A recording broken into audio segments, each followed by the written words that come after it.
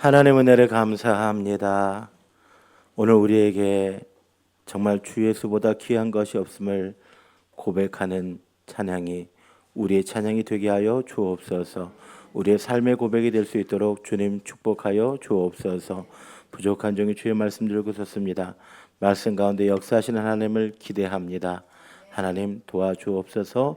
예수님의 이름으로 기도 올렸사옵나이다. 아멘. 우리 오늘 권사 찬양단 또 하나님 앞에 주 예수보다 귀한 것은 없네 이렇게 찬양을 했는데 우리 권사 찬양단의 이름이 있대요. 그래서 오늘부터 주보에 사실 지난번까지 권사 찬양단 이렇게 했는데 우리 첫째 주 매월 첫째 주 우리 권사 찬양단이 찬양을 하는데 권사 찬양단 했는데 우리 지휘자님이 저한테 목사님 이름을 써주세요. 그러더라고요. 그래서 알았습니다. 그래서 이름이 뭐였죠? 그랬더니 뭐라고 기록되어 있어요? 토브 하모니. 그죠? 토브라는 말은 이제 히브리 말이에요. 이 말은 언제 쓰여져 있는가 하게 되면 창세기 1장에 하나님이 천지를 창조하시기 보시기에 심히 좋았더라. 그런 의미예요. 그러니까 좋았더라. 하모니가 좋았더라. 또 찬양하는 모습이 좋았더라. 또 오늘 우리가 하나님 앞에 예배하는 모습이 좋았더라. 또 우리 옆에 있는 분들, 자, 우리가 서로 사랑하며 섬김이 좋았더라. 아멘. 이런 우리 귀한 공동체가 되기를 소망합니다. 자, 그런데 오늘 본문에는요, 참 안타까운 상황이 펼쳐지게 됩니다. 자, 오늘 8장 우리 1절, 2절 말씀 볼까요? 자, 예수는 감난산으로 가시니라. 자, 아침에 다시 어디로 돌아오셨어요?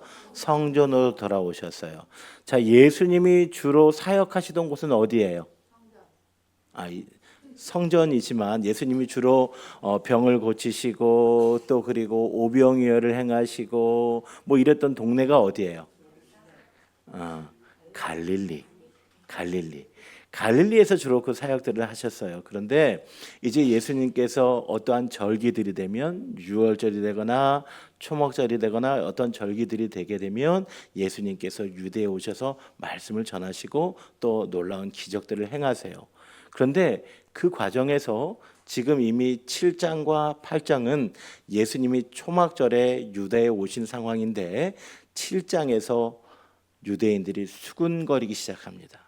그리고 심지어 7장 1절부터 전반부에 보게 되면 예수님께서 이제 유대 사람들이 예수님을 잡아서 죽이려고 하는 상황을 알고 계셔요. 자, 그런 상황 가운데서 이루어진 본문의 말씀을 우리가 한번 살펴보기를 원하는데요. 자, 보세요. 예수님께서 어디에 오셨어요? 예루살렘 성전. 자, 원래 예수님은 어디에서 사역하셨다고요? 갈릴리에서 사역하셨는데 초막절 절기가 되어서 특별히 하나님께서 예수님께서 이제 유대 백성들에게 유대 지도자들에게 하신 어떠한 말씀 의미가 어떠한 말씀과 뜻이 있으셔서 어디로 오셨냐면 예루살렘에 오셔서 예루살렘 성전에서 하나님 말씀을 가르치고 계시는 상황이에요. 자, 이런 상황인데 3절에 보게 되니까 서기관들과 바리새인들이 어떤 여자를 데리고 와요? 음행 중에 잡힌 여자, 현장범이에요. 그죠? 간음하던 현장에 있었던 그 여인을 잡아서 왔어요. 자, 그러면 이 여인의 몰골이 어땠을까요? 간음하던 현장에 있었는데 그 현장에서 이렇게 잡아왔으니 이 여인의 모습은 대단히 흐트러졌을 겁니다. 머리도 흐트러졌을 것이고 옷 매무새도 그랬을 것이고 아마 정말 가장 수치스러운 모습으로 지금 사람들에게 붙잡혀 왔을 겁니다. 이 사람들을 이 간음한 여인을 붙잡아 오는 사람들은 무엇에 가득 차 있을까요? 분노에 가득 차 있을 겁니다. 야, 네가 이 초막절에 이 유대인의 절기에 하나님의 임재하심을 기억하는 이 절기에 이렇게 간음을 해? 이렇게 율법을 어겨? 너는 그냥 살려둘 수가 없어. 이러한 모습으로 아마 주변에는 많은 사람들이 죄송합니다. 이 여인의 머리채를 잡아 끌고 왔는지 어떻게 했는지는 정확하게 기록되어 있지 않지만 여하튼 끌고 왔습니다. 그리고 어디에 세웁니까? 성전 가운데 세웁니다. 성전 가운데 세우고 예수님에게 말합니다. 4절 예수께 말하되 선생의 이 여자가 간음하다가 현장에서 잡혔습니다. 그리고 5절 모세는 율법에 이러한 여자를 뭐로 치라? 돌로 치라 명하였거니와 선생님은 어떻게 하시겠습니까? 자, 그러면 여러분 지금까지 상황을 보면 이 간음하다 현장에서 붙잡혀온 여인을 데리고 온 그 종교 지도자들, 유대 지도자들은 이미 마음속에 결론을 내렸어요, 안 내렸어요? 내린 것 같지 않아요?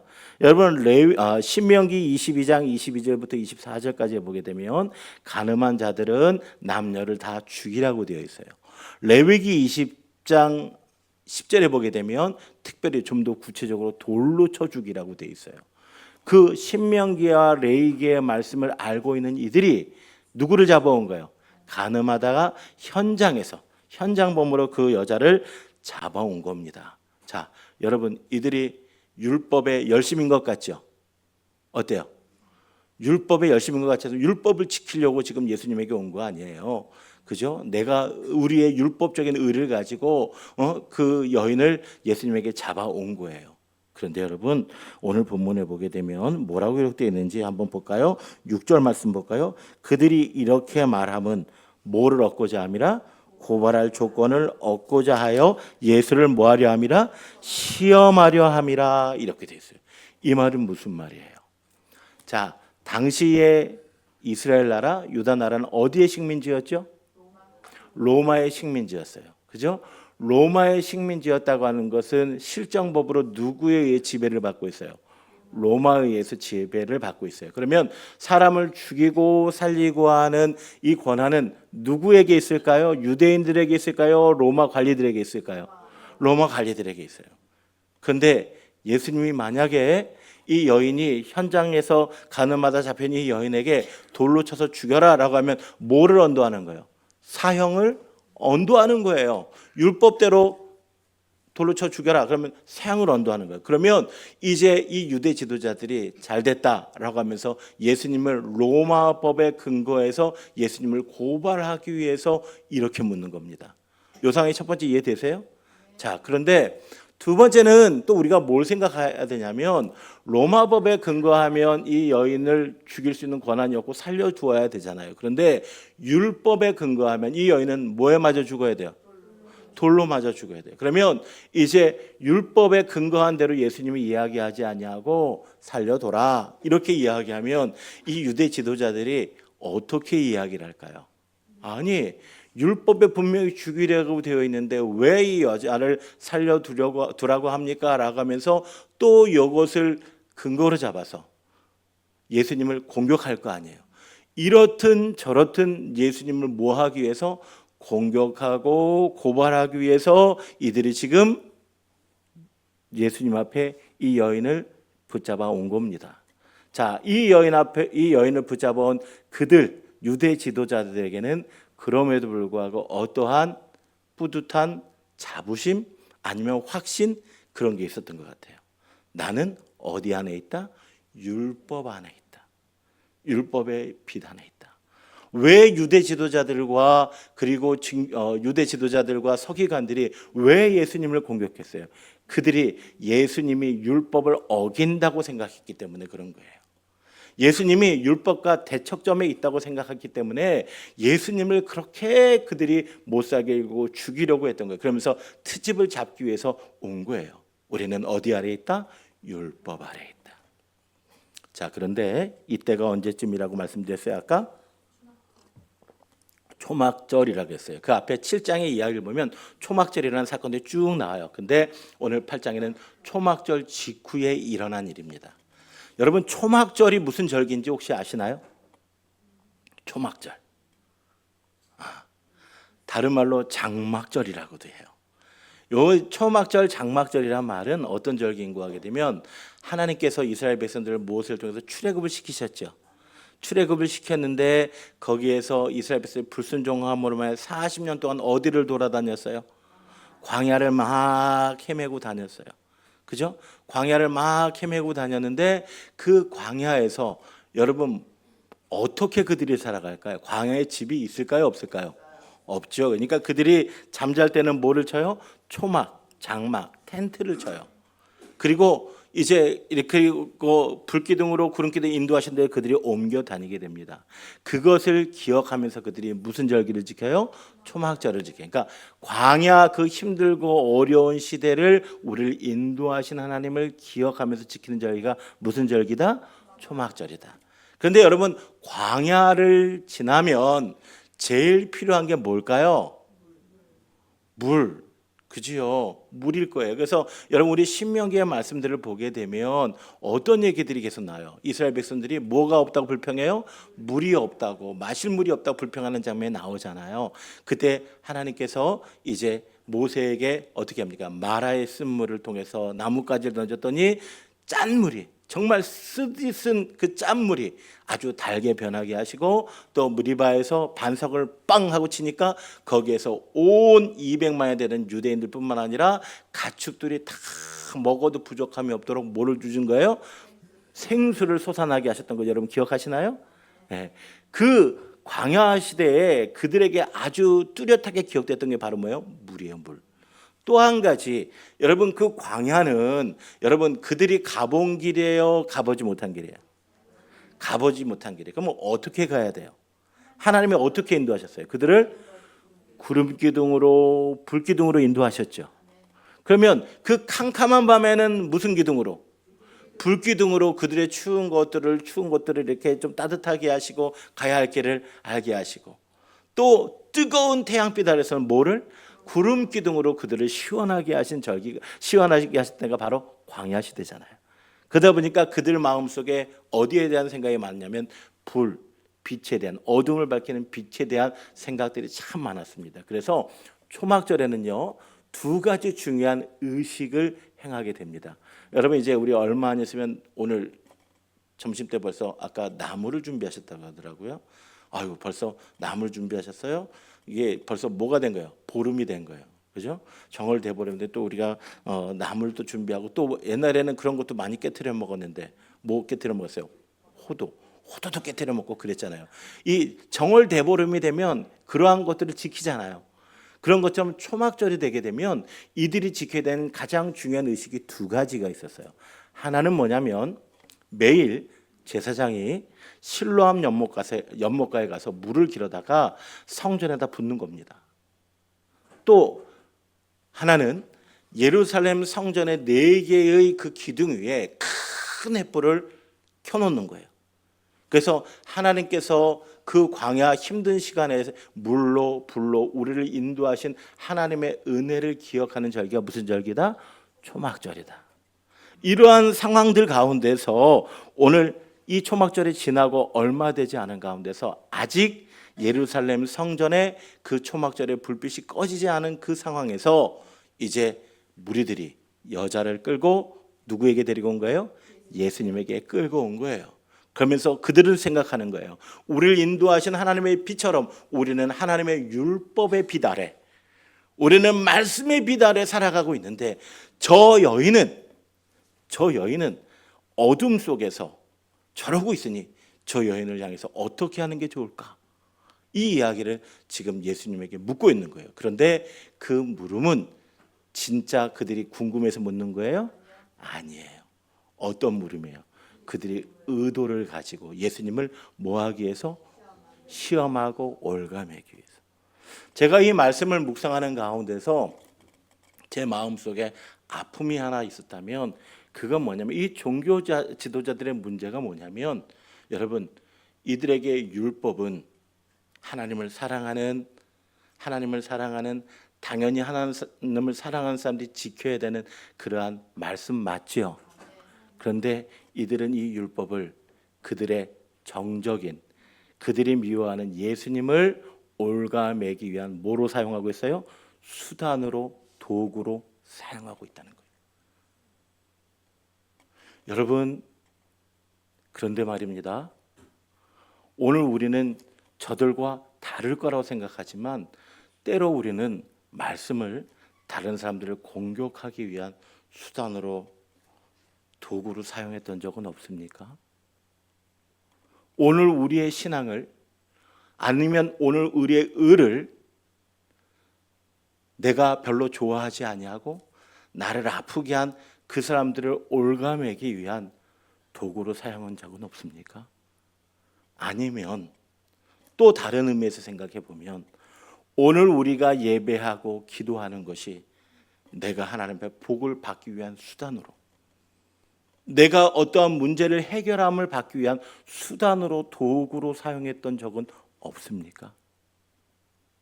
저는 이 본문의 말씀을 묵상하면서 제 마음에 가장 안타까웠던 것이 이겁니다. 이 여인은 이들의 뭐였어요? 수단이었어요. 자기의 의를 드러내기 위한 수단, 예수님을 올가매기 위한 수단. 근데 여러분 기억하십시오. 사람은 어떤 경우에도, 따라합시다. 사람은 어떤 경우에도 수단이나 도구가 되어서는 안 됩니다. 여러분 어떠한 사람이든 어떠한 우리가 보기에 외적으로 보기에 연약한 사람이라고 할지라도 그 사람을 내가 밟고 올라서기 위한 수단이나 방법이 되어야 되는, 방법이 되려고 그것은 성경적이지 않습니다. 왜냐하면 하나님이 우리 인생을 창조하셨는데 무엇으로 창조하셨어요? 하나님의 형상으로 창조하셨어요.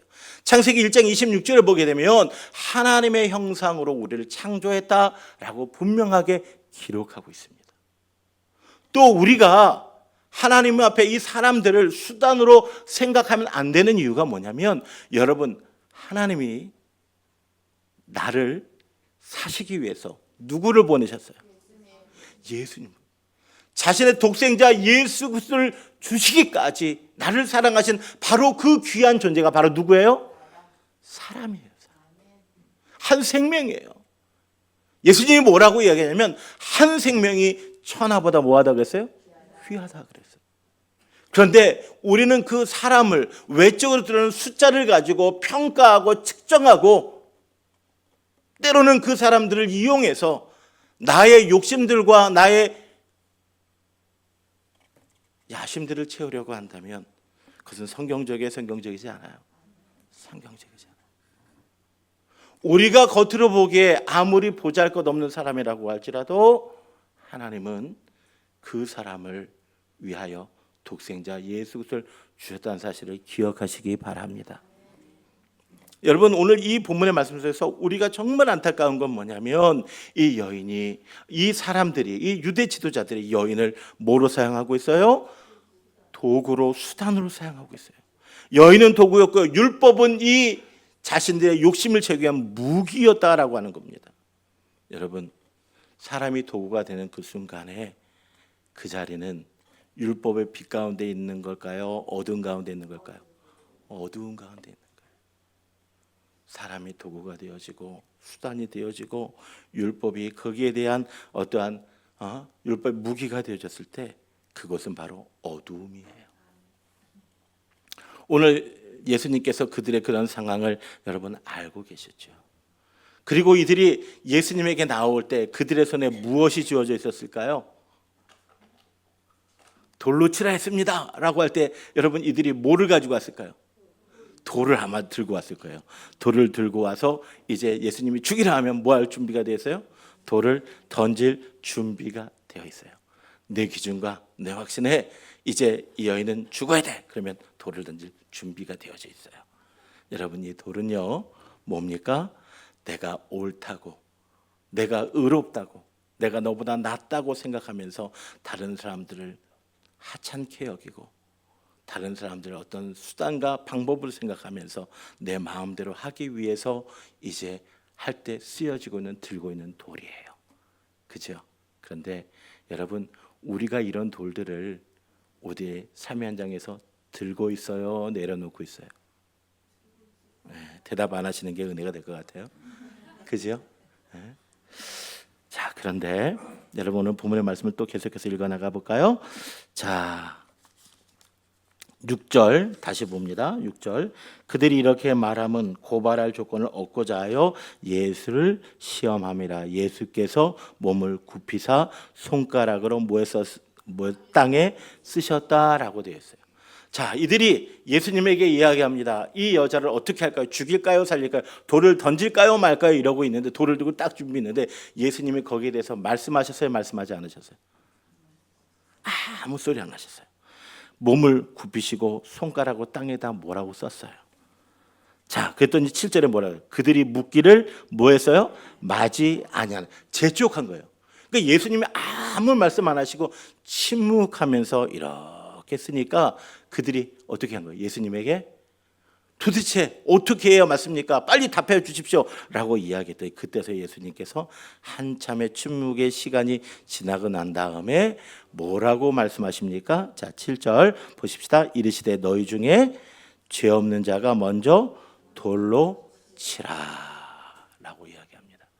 너희 중에 죄 없는 자가 돌로 치라. 그리고 다시 보게 되니까 8절 몸을 굽혀 손가락으로 뭐 했어요? 땅에 쓰셨어요. 자, 이 과정이 그림이 그려지세요? 자, 여인을 현장에서 붙잡았어요. 예수님에 꿀렸어요. 그리고 돌을 들었어요. 돌을 던질까요 말까요? 이러고 있는 상황인데 예수님께서 아무 말씀도 안 하시고 손가락만 땅에 쓰셨어요. 그러니까 이제 이들이 예수님을 또 재촉을 해요. 할까요 말까요? 어떻게 할까요? 그때 또 땅에 뭐라고 쓰세요.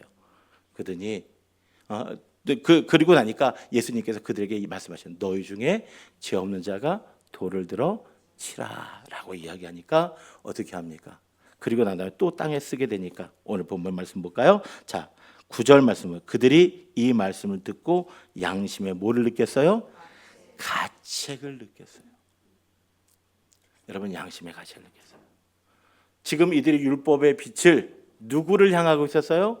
이 여인을 향하고 있었고 예수님을 향하고 있었는데 예수님이 그 빛의 방향을 싹 바꿔놨어요. 너희 중에 내게로 향하던 그 율법의 빛을 누구에게로? 나에게로 바꿔놓으셨어요. 율법의 빛으로 나를 비춰보니 그들은 저기 잡혀있는 여인이나 그들이 공격하려고 하는 예수님이나 다를 바가 있어요 없어요? 없었던 거예요. 그들 생각하기에. 그러니까 어떻게 합니까? 자, 오늘 본문 말씀 또 볼까요?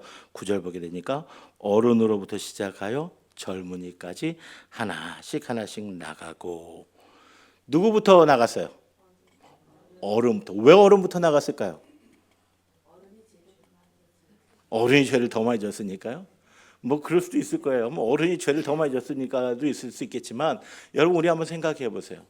내가 어느덧 나이를 이렇게 먹어가다 보면 우리가 깨닫는 게 한 가지 있어요. 젊었을 때는요, 우리가 뭐든지 할 수 있을 것 같잖아요. 나는 잘못한 게 별로 없는 것 같은데 문제는 저 사람한테 있는 것 같잖아요. 근데 나이가 들어가면 들어갈수록 나의 실수가 보여요 안 보여요? 보이죠. 나도 뭐가 아니면 은혜가 아니면 살아갈 수 없는 존재였구나 라는 것을 깨달아요. 나도 실수가 많은 존재구나. 나도 실패가 많았던 존재였구나. 근데 그때 나를 도와주었던 손길들을 기억하게 됩니다. 그 손길들을 기억하게 되니까 어른부터 시작해서 아이까지 스스로 뭐 하게 되는 거예요? 깨닫게 되어지는 거예요. 그러니까 그들이 떠나가게 됩니다. 율법의 빛이 율법을 통해서 다른 사람을 비출 때는 그들은 그들을 향해서 돌을 들고 공격하기를 주저하지 않았지만 그 율법의 빛을 누구를 향해 돌아봤을 때? 나를 향해 돌아봤을 때, 그 율법의 빛이 나를 비쳤을 때 그들은 돌을 내려놓게 됩니다. 그리고 하나씩 하나씩 떠나가기 시작합니다.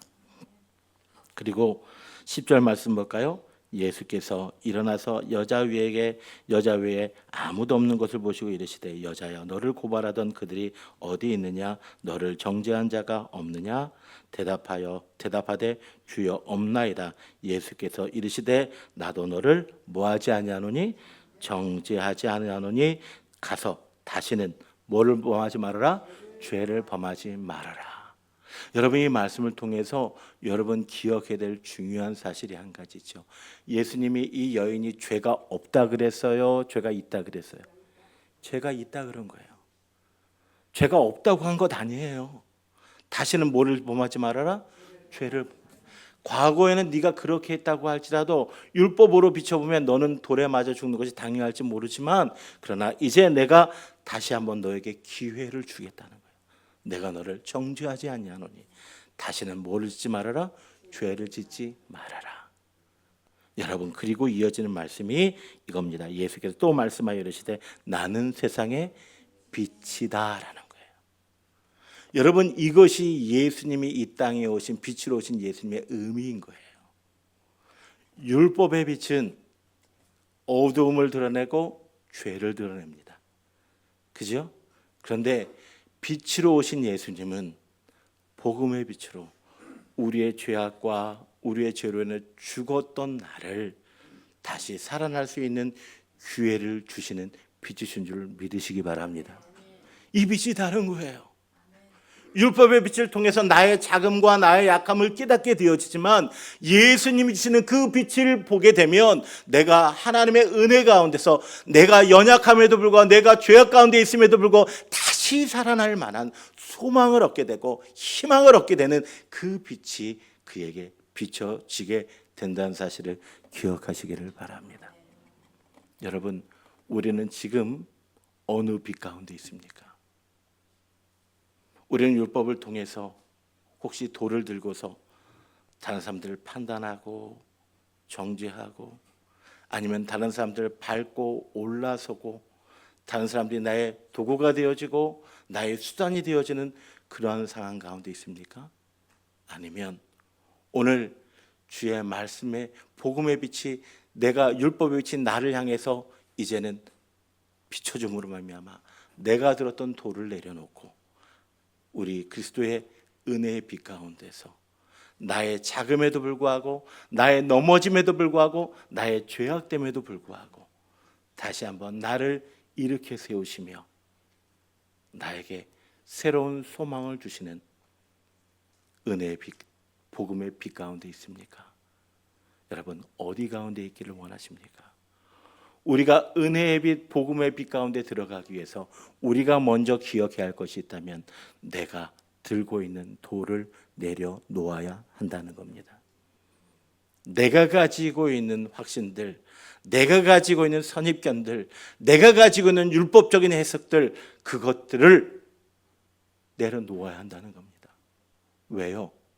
우리가 해석하는 그 율법이 하나님을 살리기 위한 것이면 아무 문제가 없습니다. 하나님이 우리에게 율법을 주신 이유는 무엇입니까? 우리를 살리기 위해서입니까? 죽이기 위해서입니까? 살리기 위해서. 예수님이 이 땅에 오신 이유가 무엇입니까? 요한복음 3장 17절 한번 보세요. 요한복음 3장 17절에 보게 되면 예수님이 이 땅에 오신 이유가 무엇이라고 기록하고 있습니까? 한번 찾아서 읽어보겠습니다. 시작.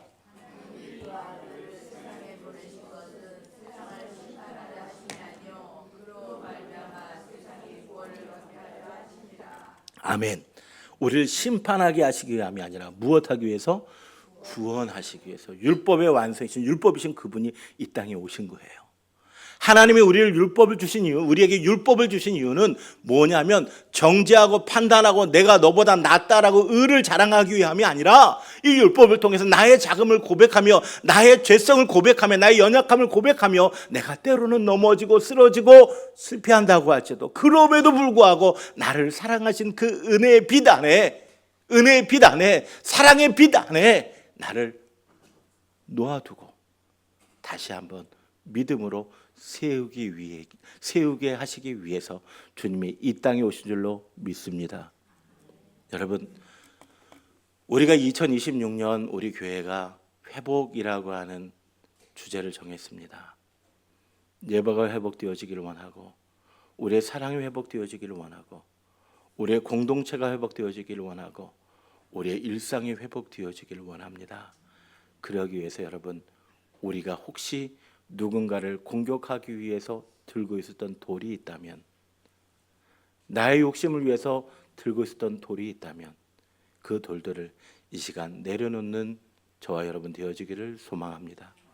그때 하나님께서 우리를 향해서 은혜의 빛으로, 참빛으로 우리를 인도하실 것이고 하나님께서 우리 교회와 우리의 가정과 우리의 삶을 회복하시는 놀라운 능력이 나타나게 될 줄로 믿습니다. 우리 시간에 같이 찬양하기를 원합니다. 우리 주께 가오니 우리 찬양집 103페이지인가요? 네, 주께 가오니 찬양하겠습니다. 주께 가오니 날 새롭게 하시고 주의 은혜를 부어주소서. 내 안에 발견한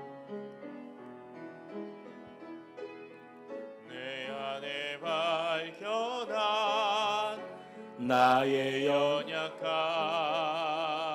모두 벗어지리라. 주의 사랑으로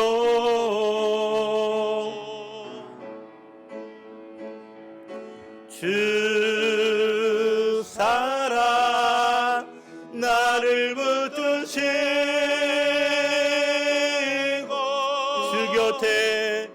주 곁에 날 이끄소서. 독수리 날개쳐 올라가듯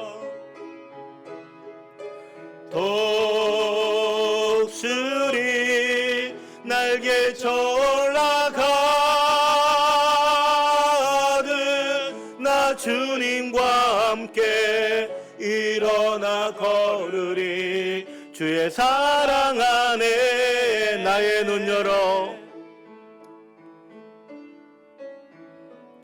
나의 눈 열어 주를 보게 하소서. 주를 보게 하시고 주의 사랑을 알게 하소서. 매일 나의 삶에 매일 나의 삶에 주 뜻 이루어지도록 새롭게 하소서. 주의 사랑으로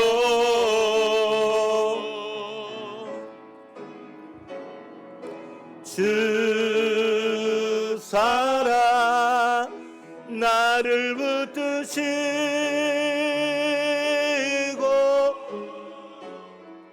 주 곁에 날 이끄소서.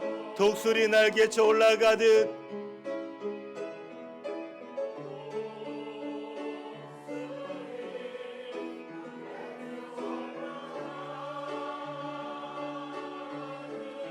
나 주님과 함께 일어나 걸으리. 주의 사랑 안에.